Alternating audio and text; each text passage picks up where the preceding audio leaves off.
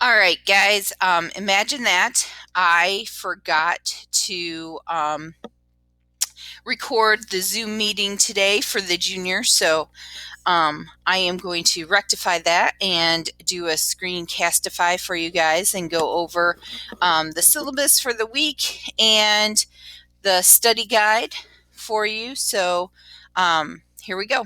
So we went over the syllabus for this week. So this week you should have, on Monday we started the nervous system, Unit 9 in Schoology. So you should have watched and listened to the central nervous system brain lecture that Miss Brown did for us in Schoology in Unit 9 and look through those notes. You should have also created a brain model, and you needed to put what the item is and what it does. So some of you put what it is but forgot to write what it does, and you get that from the notes that Miss Brown provided to you. You should have also completed the Lesson 9 terminology quizzes, and there is the code for you. I'm not sure if it's still active. It might have expired. It only lets us have that code active for so long. So that takes us to Tuesday. You should have watched the Neuron PowerPoint, gone over that, and you need to open that up fully because there are some notes at the bottom of that to help you with the questions in Schoology. You should have also made a model of the neuron and labeled what it is and what it does to get those 20 points, and then submitted a picture in Schoology. You should have also completed the Nerves of Steel, Chapter 13, in your medical terminology workbook, reading and questions. Those were all multiple choice questions. And then looked at the study guide to prepare for the test on Monday. So that takes us to Wednesday, which was yesterday. You should have completed the quizzy on the nervous system. Joinmyquiz.com.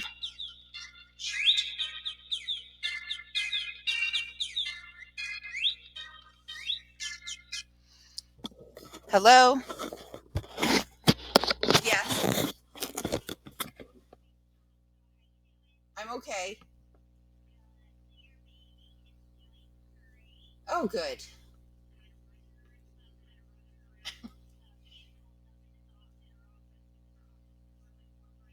Okay. Oh, good.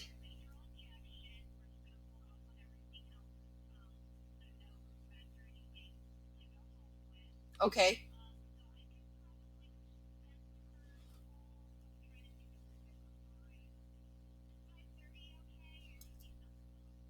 No, 5:30 is fine.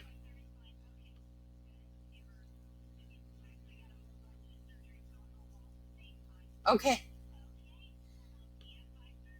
All right, great. Thank you. Uh-huh. All right. Bye.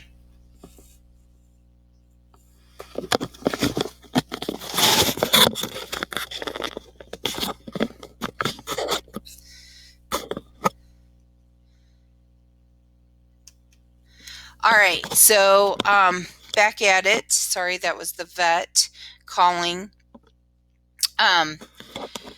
So Wednesday, you should have completed the quizzes, and there is the code. I'm not sure if it's still available or not. If you haven't done it and you want to get points for doing that, you could do the actual thing and take a screenshot and email it to me at martind@butlertech.org. Then we have work on the study guide and watch the nervous system problems videos in Schoology. So there should have been one on wobblers and some different things. And then complete the nervous system and special senses reading and questions in Schoology. That takes us to today. You should have completed the self-evaluation, both the animal portion and the self-evaluation questions. So you need to complete both portions of those so I can give you the full 50 points. The animal portion, you can either submit pictures of you taking care of your animals or videos. You can do some enrichment with your animal, taking them for a walk, something like that, and just send us a picture of you doing that. Or you can watch one of the zoo's Facebook or YouTube videos and give us 2 things you learned about that. You also need to take the lesson 9 quiz on the Dean Vaughn medical terminology. So lesson 9 quiz is today. And you are now making up for the Zoom meeting, and we'll get ready to go over the study guide next. So let's exit out of this. And here we go with the study guide. So what do dendrites do? Before we get started with that, I should probably tell you that the Quizlet in the study materials folder that Ms. Brown made for us in Unit 9 is going to be a good thing to go over to review for the test, and also has a bunch of these questions in it. So make sure you see the Nervous System Study Guide Quizlet in the study materials folder in Unit 9 in Schoology. All right, so what do the dendrites do? They receive impulses and they direct them to the soma or the cell body. So they are branches, and they bring in that impulse and that information, and they take it to the cell body. From there, it goes out the axon. So the axon carries impulses away from the cell body. So the axon then carries the impulses away from the cell body or the soma. What is the name of the chemical substance that is contained in the synapse? So the synapse is at the end of the axon. It kind of looks like these little frog fingers, or the hands of our crusted geckos. And the neurotransmitter is the chemical that is in the synapse, and it helps to spread the impulse, to send the impulse from one neuron to the next. So these neurons are all lined up in a chain, and they send impulses back and forth. So if you were to put your hand on a hot stove, the impulses would get sent through the neurons up to your brain, and the brain would say, "Take your hand off the stove." And then that impulse and that message would get sent through the neurons down to your hand, and you would remove your hand from the hot stove. So that happens very quickly, but those neurons are very important in sending those messages. What is the myelin sheath? So the myelin sheath is a protective layer that goes around the neuron. So it's the protective sheath that goes around the neuron. All right, moving on down, what are the parts of the central nervous system? Well, the brain and the spinal cord are the 2 parts of the central nervous system. And then what does the peripheral nervous system consist of? Well, the peripheral nervous system consists of the sympathetic nervous system and the parasympathetic nervous system, are both part of the peripheral nervous system. So I'll say it again: the sympathetic nervous system and the parasympathetic nervous system are all part of the peripheral nervous system. And the sympathetic nervous system is your fight or flight. So if a cat goes running across the floor because Jack kind of like barked at it or whatever, or it got too close to his food, and he's like, "Boop, get away." And then so the cat starts to dart across the room. The cat is in fight or flight. It decides if it hisses at Jack or it takes off across the room and hops up on the top of the fridge. So that is fight or flight with the sympathetic nervous system. And then when it's sitting up on the fridge and calmed down, and Jack went back to laying down on his bed, then the parasympathetic nervous system takes over. And the parasympathetic system brings the body back to homeostasis. So it's in charge of rest and digest. So it brings the body back down from that fight or flight. The parasympathetic system brings the body back down to that homeostasis, that calmness, the rest and digest. So when animals are in fight or flight, they shut down their digestive system. They don't have time to digest because they are on the move. They're trying to save their life or get away from something. So it shuts down all different types of systems so it can focus on getting to a safe place. And so that is the sympathetic nervous system. Then the parasympathetic system brings the body back to a calm state and gives us rest and digest. So, all right, what is the major organ of the nervous system? That is the brain. And what covers the brain to protect it? Those are the meninges. And how many layers of meninges do we have? That is 3. We have 3 layers. So just want to talk just a little bit about meninges, the covering of the brain, and meningitis, so that you guys understand the vaccine that you guys have either gotten or going to get. Is a vaccine for meningitis. So as you guys are getting older, you're going to be heading off to college, where you don't sleep a whole lot because you're up studying in the library, and you're not eating very well because your mom's not there to cook for you. So you're chowing down on those ramen noodles, and you come in contact with a lot of different people.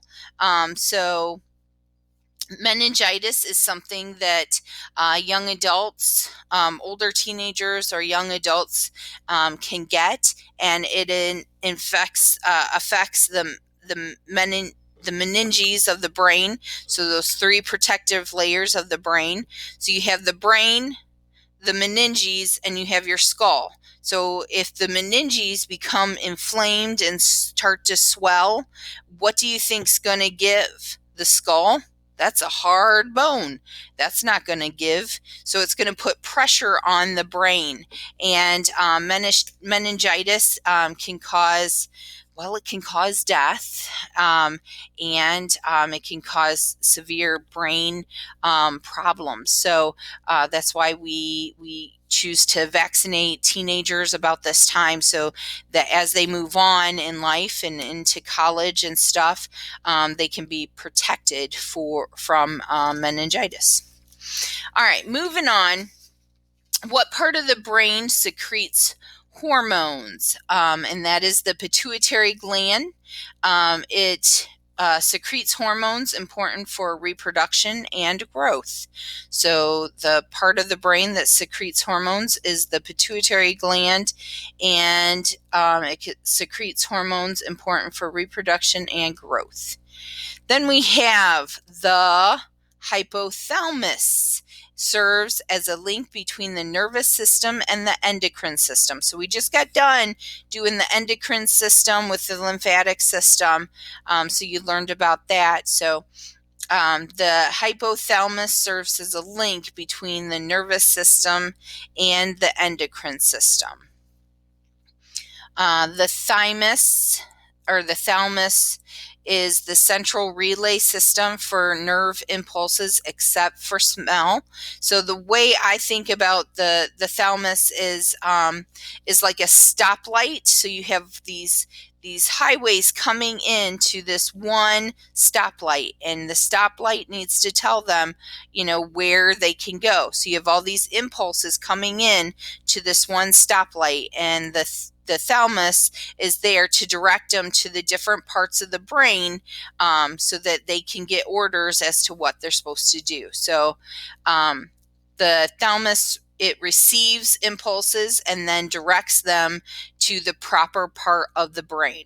And it does that for every impulse except for smell. All right, the largest part of the brain is the cerebrum, and it has 4 lobes. And so it's the largest part of the brain, and it stores information and creates responses, and also is responsible for voluntary movement. So when you're dancing, getting down because you're so excited about taking the nervous system test, that is voluntary movement, and that comes directly from the cerebrum. So you will notice if you go through the Quizlet, it does say the longest part of the brain. It's supposed to be the largest part. So that's just a typo there. So when you're going through that Quizlet to review for this test on Monday, which I know you're going to do, keep in mind that it's supposed to say the largest part of the brain, not the longest. So all right, that takes us to the cerebellum. The cerebellum is responsible for 3 things. It is coordination of all movement, muscle activity, and balance. So I think of cerebellum the way I remember this. Bellum sounds a lot like ballerina. So cerebellum, ballerina. And ballerinas need to have a lot of balance and coordination and muscle activity. So that's how I remember the cerebellum is responsible for balance, muscle activity, and coordinates all movement. So cerebellum, ballerina. The cerebellum is also found in the back portion of your head. So if you've ever been out on ice and slipped and fell and hit the back of your head, or on a skateboard or roller skates or ice skates, and slipped and fell and hit the back of your head, you rock that cerebellum, and it takes you a while to kind of to get your balance and your coordination back. So so you need to be careful and protect your cerebellum when you're doing those things. Wear a helmet and stuff. So yeah. All right, what is contained in the brainstem, and why is it so important? Well, in the brainstem, it connects the brain to the spinal cord. That's what the brainstem does. And in the brainstem is contained the medulla oblongata, which is one of my most favoriteest words to say, medulla oblongata. So I talk about the medulla oblongata every chance I can, because the medulla oblongata is so very important, because the medulla oblongata controls life functions like heart rate, breathing, and reflex actions. So kind of like blinking. We don't think about blinking. That's a reflex. If you get something in your eye, you blink. So the medulla oblongata is in the brain stem between the brain and the spinal cord. Extremely important that medulla oblongata is, because it controls all life functions, heart rate, breathing, and reflex. So please protect your medulla oblongata. What are the 2 types of peripheral nervous systems? Well, we answered this before. Oops, I skipped one. Go back. What is the pathway for all impulses going to and from the brain? Well, that is the spinal cord. And I think of the spinal cord as Route 75 there. It's a major highway, and it takes impulses to and from the brain. Take your hand off the stove. Well, those impulses, those neurons connect to the spinal cord, and the spinal cord shoots it straight to the brain, and the brain says, well, yeah, take your hand off the hot stove. And so it sends that impulse down that Route 75, that spinal cord, and into the neurons, and you take your hand off the hot stove. So that is the spinal cord. All right, now moving on to the peripheral nervous system, which we talked about before. We have the sympathetic and the parasympathetic nervous system are both part of the peripheral nervous system. So the sympathetic is your fight or flight. Do I stay and fight? Do I go? Do I run? That is part of your sympathetic nervous system. And then the parasympathetic nervous system means, okay, I'm good, I'm safe, and now your body can kind of reset, get to that resting stage, and start and then it can start to digest again. So, and return it to homeostasis. All right. The sympathetic nervous system is responsible for that emergency and stress responses. So when you need to be working on something and focusing on something, you are employing your sympathetic nervous system. You know, you got to get up, got to get going, and you're late for something, you are working with your sympathetic nervous system. And then when you get there on time and you have to wait maybe for something, then your parasympathetic nervous system, starts to kick in, and your body goes back to that resting and digesting and homeostasis. All right, seeking to maintain and restore normal body function is the responsibility of the parasympathetic nervous system. And then going on down, define homeostasis. So homeostasis is a state of balance of the physiological system within the body. So a state of balance of the physiologic systems within the body. It maintains a stable internal environment.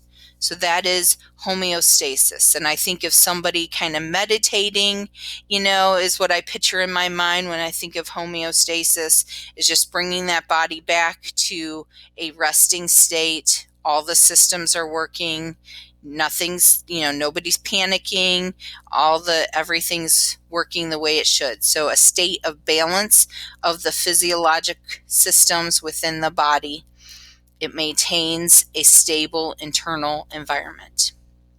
So that is your study guide. Again, I do suggest that you go through the Quizlet that is in Schoology. I'll go ahead and show you where that is now. So I'll click into the course, and let's go down to Unit 9, the nervous system. Click on that. And then Ms. Brown has us set up with a nice folder down here that says study materials here. So let's click on that. There's the quizzes you should have done. There's a Kahoot in there if you want to call up a friend and do that. Here's a nervous system Quizlet. Here's one to go over some terminology that we learned in this unit. And this is the one that goes with the study guide itself, the Quizlet Nervous System Study Guide. So if you click on that, it brings this up. You just have to click here. And that gets you into these terms. You can go through the flashcards. You can play a game, do something live, take the test if that helps you. So you just go through the flashcards and review for the test on Monday. So, all right, I think that's it. Thanks, guys, and good luck on the test on Monday.